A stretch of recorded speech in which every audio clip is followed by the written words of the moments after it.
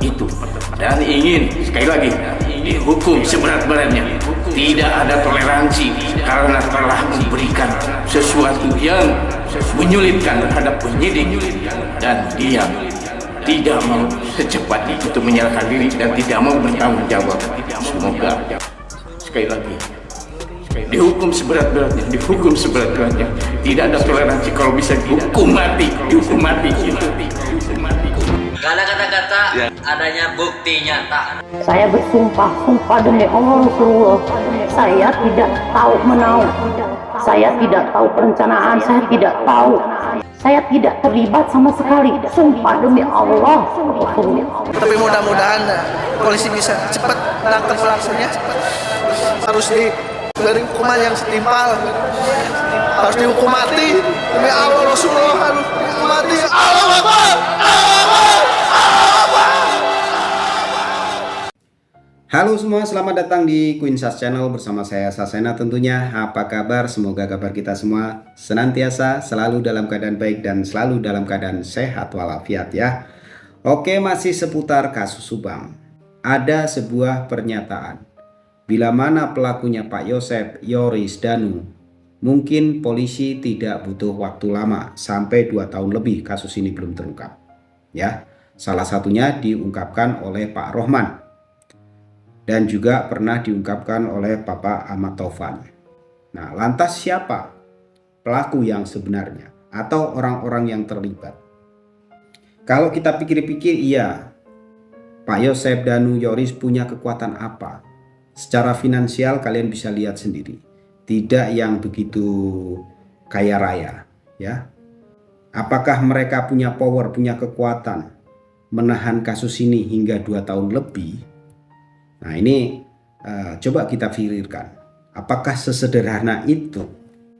Nah sebelum lanjut ya, alangkah baiknya untuk teman-teman yang belum subscribe silahkan di subscribe, like, dan jangan lupa nyalakan lonceng notifikasinya. Kalau sudah, saya ucapkan terima kasih. Jadi begini, clue awal yang diberikan AKBP Sumarni adalah pelakunya diduga orang dekat, orang yang saling mengenal dengan korban. Pernyataan ini saya pikir ada benarnya, karena tidak ditemukannya pintu rusak, jendela rusak, dan tidak ada barang yang hilang kecuali 3 HP milik korban. Ya. Tapi begini, apakah pelaku ini berdiri sendiri? Tentunya tidak.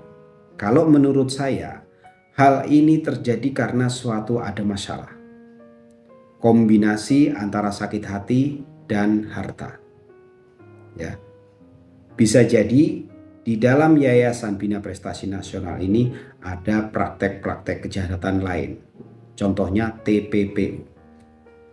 Kalau menyangkut TPPU, ini tentunya di sini domainnya yayasan. Kebetulan Ibu Tuti bendahara yayasan, Amel sekretaris yayasan, Yoris ketua yayasan, Pak Yosep pembina yayasan.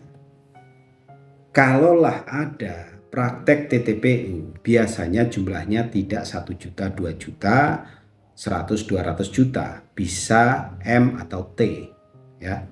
Sehingga ini menimbulkan suatu masalah yang besar. Nah, ada 2 perencanaan orang-orang yang terlibat di sana untuk menyelesaikan hal ini. Pertama, bila mana bisa diselesaikan secara dialog, mungkin tidak akan sampai jatuh korban. Tapi mereka juga punya plan B. Bila mana terjadi sesuatu deadlock di sana, ada tindak kejahatan yang akan dilakukan.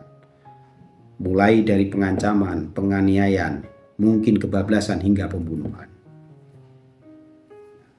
Untuk mengantisipasi itu, mereka ini sudah mempersiapkan. Kalau dengan intimidasi, dengan tekanan tidak bisa, terus kebablasan, mereka sudah mempersiapkan alat-alat apa saja yang nantinya mereka pakai ya, untuk tidak meninggalkan jejak. Bisa saja sudah dipersiapkan sarung tangan, bisa juga mereka tidak membawa alat komunikasi karena ternyata tidak ditemukan sinyal BTS HP mereka di sana, dan lain-lain. Intinya sudah ada persiapan. Nah, kenapa mereka bisa masuk dengan leluasa di lokasi itu tanpa merusak kunci, tanpa merusak jendela, tanpa merusak pintu dan lain-lain?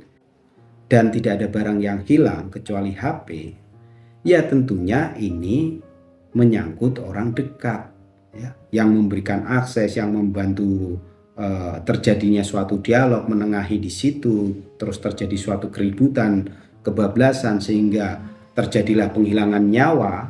Artinya ini adalah kasus konspirasi, ya, kolaborasi antara pihak luar dan juga pihak orang dekat. Kira-kira seperti itu. Makanya mereka bisa berlama-lama di sana dan sampai jam 6.30 masih terlihat pergerakan mobil Alphard karena di antara mereka ada orang dekat. Mereka yang sudah tahu situasi dan kondisi tempat tersebut, tidak merasa khawatir kalau ada orang datang karena sudah tahu keseharian korban. Jadi mereka benar-benar membersihkan TKP, mengacak-acak TKP agar jejak satupun dari mereka tidak ada yang tertinggal, termasuk memandikan jenazah. Jadi kalau ungkapan bahwa Pak Yosef, Danu, Yoris tidak terlibat, belum tentu. Tinggal keterlibatan mereka di mana dan siapa di belakang mereka kalau mereka pelakunya. Saya yakin tidak akan berdiri sendiri. Ada yang membantu, ada yang menutupi, ada yang melindungi, ada yang menjamin bahwa kasus ini tidak akan terungkap, dan lain sebagainya. Terbukti 2 tahun lebih kasus ini belum juga bisa diungkap. Nah, mudah-mudahan dengan tim baru ini, ya, kalaupun ada obstruction of justice di sana, apakah tingkat Polres ke bawah atau apapun itu, ya, kalau memang ada, mudah-mudahan Kapolda baru Bapak Irjen Pol Ahmad Wiyagus ini dapat menyelesaikan kasus ini secara tuntas. Dan mudah-mudahan ya di minggu-minggu ini mungkin masih diperlukan keterangan-keterangan orang-orang krusial. Kita nantikan saja karena memang saya baca Kepolisian Jabar saat ini melakukan pemeriksaan secara diam-diam dan akan memberikan hasil pada waktunya nanti. Nah, perkiraan saya tidak lebih dari tahun ini. Mudah-mudahan seperti itu ya. Nah, kalau kalian punya pendapat, punya komen, silahkan cantumkan analisa kalian, cantumkan pendapat kalian, jaga kesopanan dan juga jaga praduga tak bersalah. Karena belum tentu semuanya itu benar. Tapi kalau kita ngomong tidak mungkin orang dekat itu terlibat, ini saya pikir saya tidak sependapat ya. Tetap bisa jadi ada orang dekat yang terlibat. Cuman keterlibatannya sebagai apa? Nah, ini PR kepolisian untuk memecahkannya. Oke, dari saya itu kurang lebihnya saya mohon maaf. Sampai jumpa di video-video selanjutnya. See you next time. Bye-bye.